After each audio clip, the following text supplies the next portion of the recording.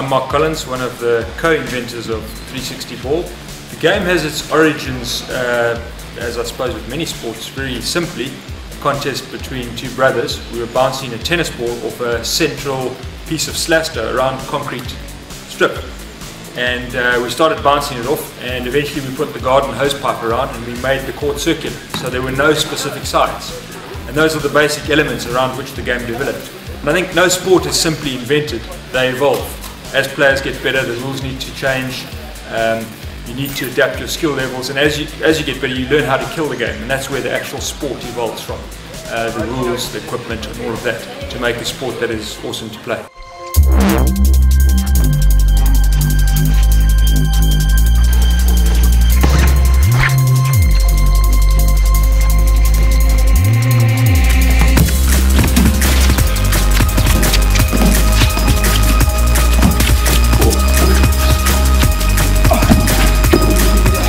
Standing here in the 360 Ball court, and it's a 9.2 meter court with walls 2.4 meters high, a net up at the top. The central plane configuration here consists of two main parts: central disc, and the ball must strike between every play, must bounce off the central disc. Before or after that, it can be deflected back into play off the ricochet board. Two big factors that differentiate 360 Ball from any other racket sport is one, that it's played in a complete circle and there are no separate sides. In other words, play and players may rotate around the board as dictated to by the game. The second differentiating factor is that, similar to in volleyball, you actually use one shot to pass the ball to your partner, a setup shot. And that differentiates this game from any other racket sport, and it differentiates the way you use the racket. Now, a 360 Ball racket is limited in length, and in the two different shots you hold the racket in different ways when you practice the different shots. For a setup shot, you often slide your hand right up along to take speed off the ball, whereas your striking shot, you get as much wrist action as you can. This gap between the ricochet board and the central disc is known as the gutter, and the purpose of the gutter is to make a clear distinction between a ball that actually strikes on the central disc and one that misses. The only time in the game when a player's position is dictated to by the rules is the service. And the rule of the service is the player's foot must be taken from the serving station at the moment at which he strikes the ball. So the foot must be placed there and the strike of the ball. So after the serve, each team or player must use two shots to return the ball into play.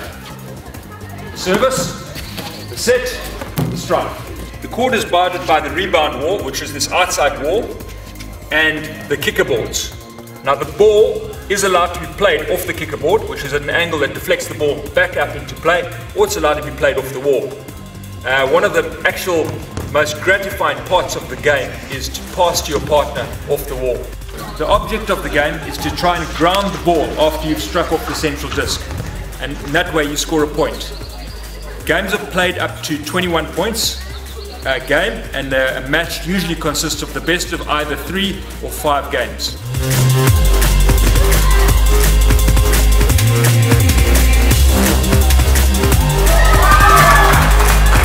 When you put up a court, there's a massive amount of interest. People come and they want to see what's going on. It does take a little while to understand the basic concept behind the sport.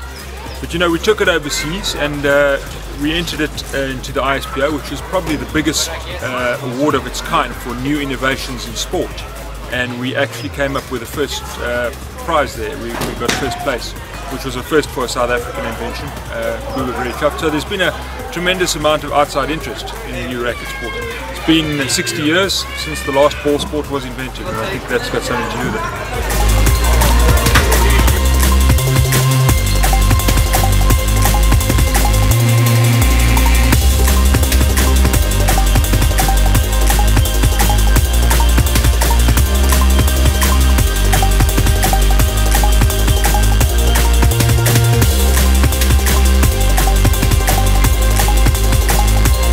We had a World Championships with actually 5 nations represented in Germany at the ISPO, and it was great fun. It was great to see where the sport has developed differently, the different aspects that the guys bring to play. You know, I've only got so many skill levels, and a lot of what happened around here is the way we played. These guys brought a whole new dimension to the game, and that's really exciting, especially the youngsters. They think differently, and it comes out in their play. My name's Michael. I've been playing 360 ball for a year and a half now. Actually, I went for a paddle around Teeson Island, and I saw this court, and it looked really interesting, and guys were playing and running around, and it intrigued me. So the next day I went and had a look, and they were very welcoming, taught me how to play, and I've been hooked.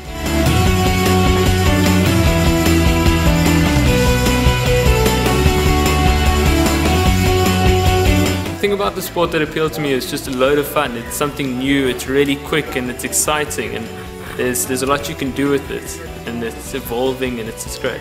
The biggest accomplishment was I was recognized by the school and got school colors for 360 ball, which was very nice. Well, I hope that people carry on playing it. You know, it started out because we love playing it, and it's really gratifying to see other people play it, having so much fun out of it and getting so much pleasure out of it, and it's spreading across the globe. We're getting a lot of interest from 50 countries have contacted us about the game. Our dream, we'd like to see it become a sport one day, played on an international level.